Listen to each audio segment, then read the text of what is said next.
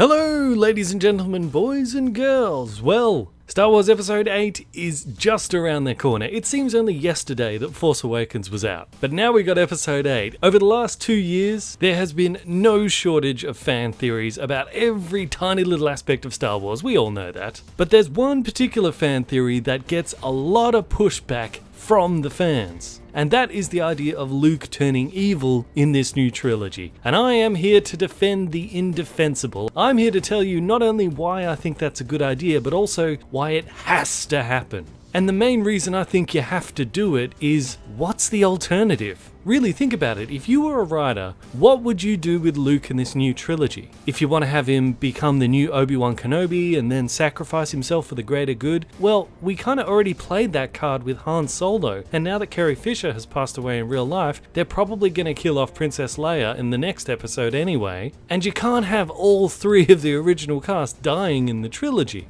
That'd just really be overdoing it. So okay, what's another alternative? Well, maybe he doesn't have to die at all. Maybe he can survive the entire trilogy. That way you can leave it open for years down the track when like Mark Hamill's like an old man. You could do like one last movie, one last Luke Skywalker adventure. The last thing he does before he dies as an old man. And as much as that sounds interesting, that I'd like that creates a serious problem for this new trilogy. Because the whole point of this new trilogy is we're passing the mantle on to a new set of characters. If Luke is there, he casts a real shadow over everyone else. It's really hard for Rey to sort of shine, or for us to accept her as the greatest Jedi now, if Luke is still around, because we all think Luke's the greatest Jedi because he's Luke.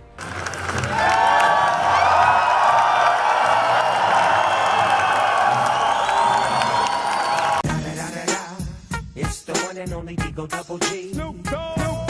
So one way or another, if you want this trilogy to be about the new characters, which I kind of thought the whole point of this was, Luke needs to be out of the picture in one way or another. So if you can't kill him without it becoming repetitive, and you can't keep him around without it stifling the new characters, what other options do you have? He has to turn evil. That's kind of the only thing you can do with him, really. But I get why so many people are against that idea, because they think that if Luke suddenly turns evil, that will make all of the original trilogy just a massive waste of time. And I get it. I mean, that was all about the hero's journey. Why did we go through watching the whole hero's journey if he's just going to turn into a villain at the end? But there is a way we could perhaps have our cake and eat it too. Maybe if they followed a similar pathway to the Dark Empire comic story, in that Luke does become the apprentice of a resurrected Emperor Palpatine, and he does join the dark side, but he does it so that he can bring the dark side down from within, ending the Sith once and for all. That way we can still have a Dark Luke, so it's something new and interesting, but his status as a hero is still kind of preserved. He's a bit like a Severus Snape kind of thing.